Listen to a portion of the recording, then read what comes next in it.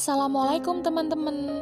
Pernah gak sih kalian berpikir sebenarnya siapa yang memulai menggunakan bahasa pertama kali? Dan bagaimana asal-usulnya sehingga sampai saat ini telah berkembang ribuan bahasa yang ada? Apakah bahasa itu pemberian Tuhan? Ataukah hasil tiruan dari alam dan sekitarnya?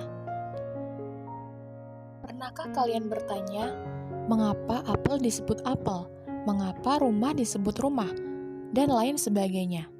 Apakah teman-teman pernah menebak ada berapa bahasa di dunia? Diperkirakan ada lebih dari 7.000 bahasa yang digunakan di dunia loh. Wow, jumlah ini tentu saja masih diragukan keakuratannya karena tiap hari ada bahasa baru yang mungkin muncul dan sebaliknya ada pula bahasa yang punah. Di Indonesia sendiri, menurut Badan Pengembangan Pembinaan Bahasa Kementerian Pendidikan Kebudayaan menyatakan, berdasarkan data terakhir, Indonesia memiliki 652 bahasa daerah. Apakah kalian ingin mengetahui jawabannya? Yuk langsung saja simak pembahasan berikut ini. Bahasa adalah kunci membuka jendela dunia. Slogan tersebut menunjukkan bahwa bahasa adalah hal yang penting dalam kehidupan. Melalui bahasa, manusia mampu menunjukkan eksistensinya sebagai makhluk yang sempurna. Bahasa juga sebagai alat komunikasi antar manusia yang satu dengan yang lainnya. Definisi bahasa berdasarkan Aristoteles adalah alat untuk mengungkapkan pikiran dan perasaan manusia. Menurut pakar linguistik struktural Leonard Bloomfield mengajukan batasan bahasa yaitu sistem lambang bunyi yang bersifat sewenang-wenang yang dipakai oleh anggota masyarakat untuk berkooperasi dan berinteraksi. Dapat diambil kesimpulan bahwa bahasa adalah sistem simbol yang arbitrer yang memiliki makna, merupakan alat komunikasi manusia, penuangan emosi manusia, serta merupakan sarana pengejawantahan pikiran manusia untuk mencari hakikat kebenaran di dalam hidupnya, berlandaskan pada budaya yang mereka miliki bersama. Asal-usul bahasa telah menjadi perbincangan para pakar bahasa sejak lama. Para pakar bahasa kebanyakan bukan membahas pokok kajian tentang asal-usul bahasa, melainkan membahas cabang-cabang bahasa, sehingga kajian asal-usul bahasa menjadi kabur. Secara linguistik Arab, asal mula bahasa manusia ada 4 teori yang menjelaskannya, yaitu 1. Teori taufiki, bahwa bahasa adalah taufik atau pemberian dari Tuhan. 2. Teori dari Ibnu Taimiyah, bahwa bahasa adalah kesepakatan. 3. Teori campuran, bahwa bahasa adalah pemberian Tuhan dan bisa berkembang serta merupakan hasil dari kesepakatan manusia. 4. Teori tiruan, yaitu bahasa adalah hasil tiruan. Sedangkan menurut ulama bahasa, keberadaan bahasa dimulai sejak awal adanya manusia, maka sejarah bahasa berlangsung sejak sejarah manusia. Bahasa muncul pertama kali yaitu kurang lebih 3000 sebelum Masehi, itu pun tanpa bukti yang kuat. Bahasa merupakan hasil dari imajinasi seseorang dengan melihat cara jenis-jenis hewan atau serangga tertentu dalam berkomunikasi.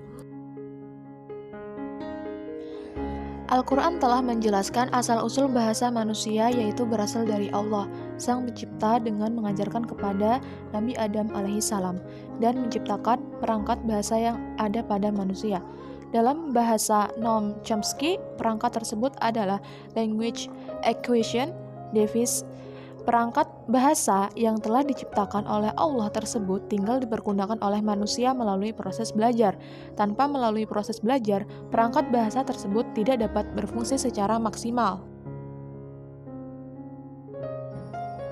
Al-Quran sebagai kitab inti dari segala ilmu, termasuk di dalamnya adalah menjawab berbagai macam perdebatan para ahli bahasa tentang asal-usul bahasa manusia.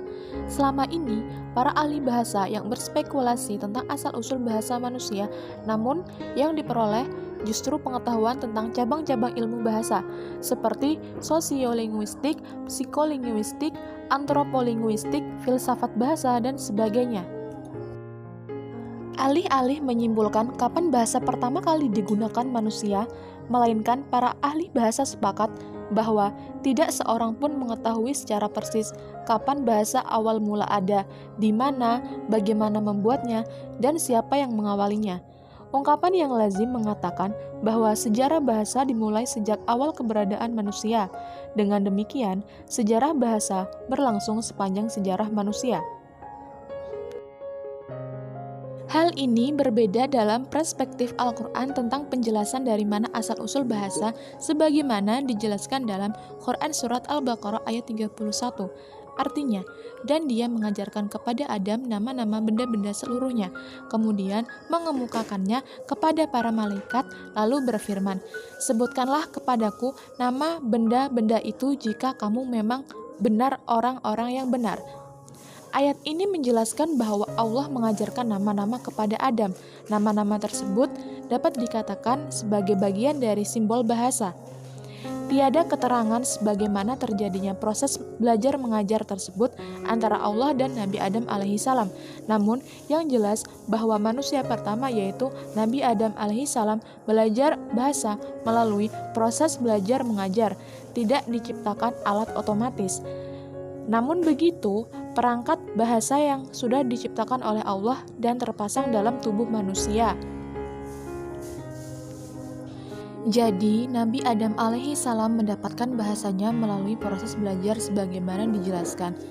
Diajarkan oleh Allah, bukan proses serta-merta langsung bisa.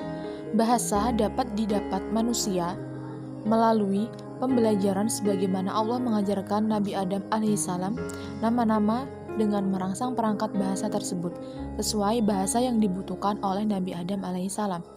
Selanjutnya, ketika kita berbicara tentang bahasa tertua di dunia, maka kita akan mendapati berbagai macam pendapat dan teori terkait dengan hal itu. Ada yang mengatakan bahwa bahasa Yunani lah yang tertua. Ada pula yang mengatakan bahwa bahasa yang tertua di dunia adalah bahasa Sanskerta atau India kuno.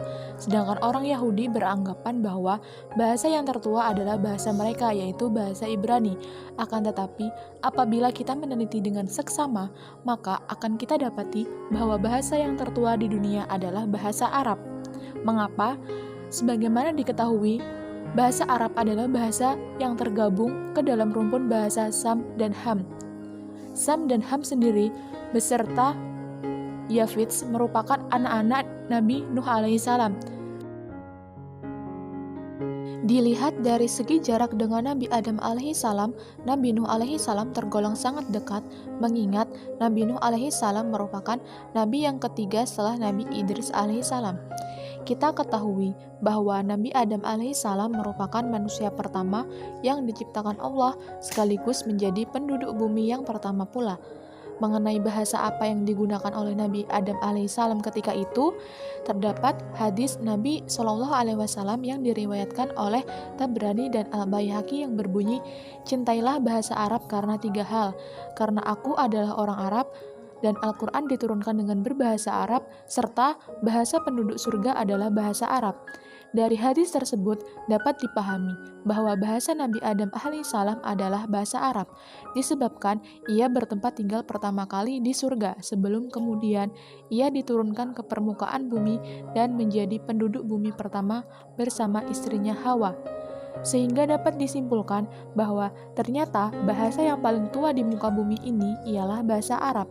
Kenyataan-kenyataan tersebut, terutama bagi umat Islam, semakin menguatkan alasan mengapa kemudian bahasa Arab oleh Allah dipilih sebagai bahasanya Al-Quran, sekaligus menjadi alasan bagi kita mengapa kita harus mempelajari bahasa Arab.